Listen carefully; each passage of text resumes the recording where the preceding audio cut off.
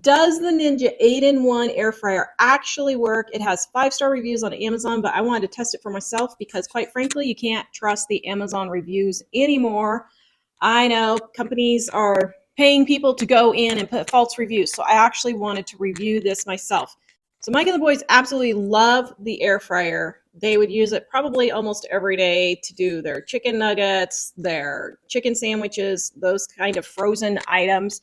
French fries, it works really, really good for those. But I wanted to test the rest of the thing. Now, the 8 functions are air fry, air roast, air broil, bake, toast, bagels, dehydrate, and keep warm. And I tested every single one of these. And I'm also going to give you my opinion on cleaning it. Regular toast, not so great. So Mike tried it. I tried it. I tried it on different settings. It burns part of the toast. It leaves part of the toast raw. And you might say, well, Tara, you got to flip your toast. Listen, I am not going to take time to flip toast. That's absolutely ridiculous to expect people to be flipping their toast while they're making breakfast in the morning. That's just ridiculous. So I just tested it, putting it straight in there and toasting it. It does not toast regular bread very well at all. So I would not use it for the toaster function. On the gluten-free toast, I have never had such perfectly toasted gluten-free toast. It is glorious. I would buy this product just to toast my gluten-free toast. I'm not kidding. I keep saying I would spend $200 on a toaster if I could just get a toaster to toast evenly. And my gluten-free toast, it toasted absolutely perfectly.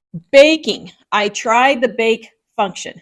I tried it with cookies and then I tried it with biscuits, and both were pretty much a flop. I just used the quick start guide. I did not read the manual full, so maybe you need to turn the heat down 25 or 50 degrees or something when you're baking with this pan, but it shouldn't be that complicated. So as far as baking goes, I would say, it's okay, but you're just gonna have to watch your stuff. You're gonna have to cook it less and you're gonna have to turn your heat down. Now, the roast part, I did not put in like a roast or anything. I roasted some acorn squash and that turned out really, really good. It roasted really well. I love roasted acorn squash, so I would recommend it for roasting.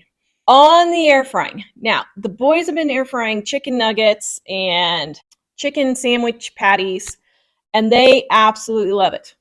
Air fried French fries, those worked out really well. But when I went to go air fry steak bites, that got a little dicey. I said, what the heck, Mom?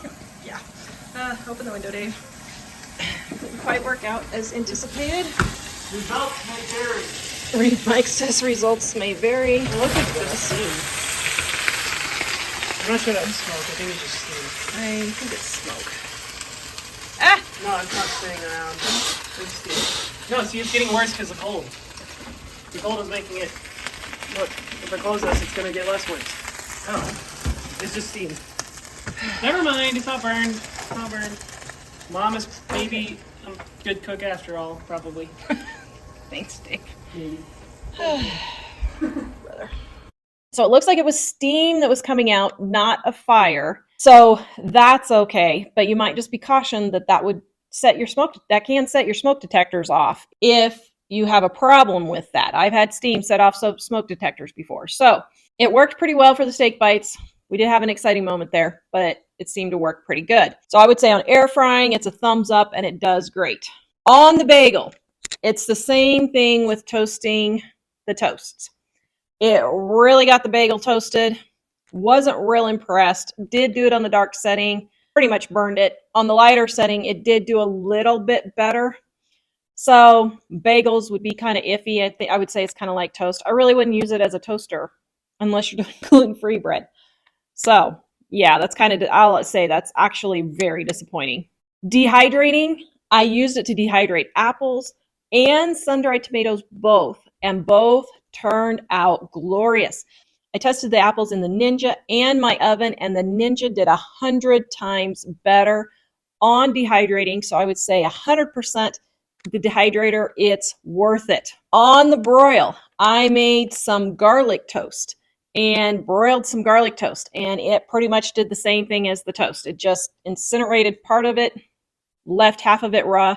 So I don't know that the broil feature for toast, at least, is not the greatest. Maybe if you're broiling something else like fish or steak or something, it might be a little bit better. I didn't test those. But as far as broiling toast, it didn't work very good. Please comment below and let me know if you would like to see more reviews of products to see if they actually work. And please subscribe, give me a thumbs up, and hit the notification bell so you can see these videos in your YouTube feed. Now, cleaning it, I would say at first I was like, oh man, this is going to be a pain in the butt to clean. But then I realized this tray slides out. And so when that tray slides out, then all you really have to clean is the door of the actual unit. And that was super, super simple. Then I just put the tray in the sink. I did have a couple of burned on bits because I wanted to make sure it got really burned on and stuff. Normally we clean these things out, like the stove and that kind of thing, like once a week or whatever, to keep on top of it. If you keep on top of it, then you don't have to be going and scraping stuff off. So I let it go for, I think it was 3 or 4 weeks before wiping anything down, got stuff burned on there. I used my handy dandy new razor scraper, which I absolutely love. The link is in the description below. And I got the hard, bigger stuff off. And then I just used my pink stuff cleaner, which we got when we were in Europe. Yes, I still have some. And yes, I absolutely love it. And they have it in the United States now. And I love this cleaner. But I used my razor and my pink stuff. Links in the description below too if you want it. And it got pretty clean. It did stain, but I got everything off and pretty clean. And the basket, it's just a normal air fryer basket, so it's hard to clean like any other air fryer basket. But it, I just soaked it and then wiped it down and scrubbed it off. So it worked pretty well. Now, as far as it standing up, yes, you can stand it up. But the problem is we have yet to do that. Why? Because it takes a really, really, really long time to cool down. I mean, we're talking like 20 minutes, 25 minutes. And I leave the door open so that it'll cool down faster, but we haven't been putting it up because by the time you have to wait 20, 25 minutes to put it up, you forget about it, and then it's time to use it again, so you might as well just leave it down. So as far as the space saving, I guess if you remember to put it up after it's cooled down, you can. But that doesn't seem like a feature, even though they really, really push that feature, it doesn't seem like a feature that is actually worth using. What do I think about this? All right, it depends on what you're going to use it for. I know. If you're going to use it to bake, I wouldn't get it. If you're going to use it to make toast, I wouldn't get it. But here's the features that I would use it for. I would use it for the air frying. I would use it for the air roasting. I would use it for the toasting of gluten-free products, but not regular bread. I would use it to dehydrate, and I would use it to keep stuff warm. So it really depends on what you need. I know they're going to be on sale for Black Friday, so go check it out. Link is in the description below. This one, I can't say it's a thumbs up and I can't say it's a thumbs down. It just depends on what you're going to need to use it for. Please go watch this video next and visit us at livingonadime.com. We'll see you guys next time.